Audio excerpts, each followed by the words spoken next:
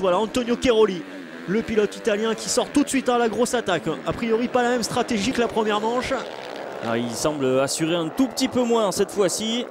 Il a eu chaud lors de la première manche et Kevin Strijbos s'est fait engluer au départ. Là il est à la lutte avec Tanel Leok, on le voit là. Ouais, il est 22e seulement le pilote Suzuki. C'est compliqué une fois de plus. On le répète pour Ken de Heidecker, 18e. Ouh, et grosse chute là, attention.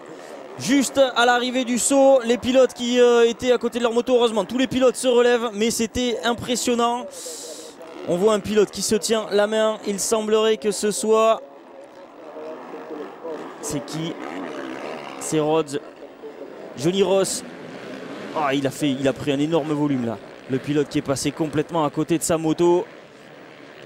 Ah, il se tient le bras, mais c'est bien. Les pilotes sont debout. Déjà, au moins, on est rassuré à ce niveau-là. Il y avait de la fumée partout. C'est vrai que les pilotes qui se sont fait surprendre à l'arrivée du saut. Une fois qu'on est en l'air, on ne peut plus rien faire. De toute façon, c'est ce qui avait coûté le bassin à Todd Waters, le genou à Covington, la clavicule à Waters et le poignet à Maximilian Nagel lors de l'entraînement qu'ils avaient eu en Autriche, il me semble.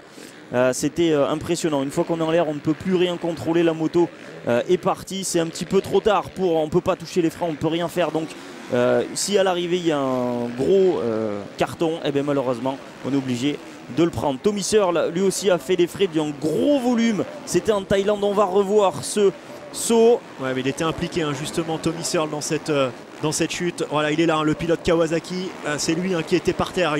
Ça lui est passé dessus sur Tommy Searle. Ouais, le pilote donc Johnny Ross qui est passé au-dessus de Tommy Searle. Ouais, il y a eu un accrochage entre Tommy Searle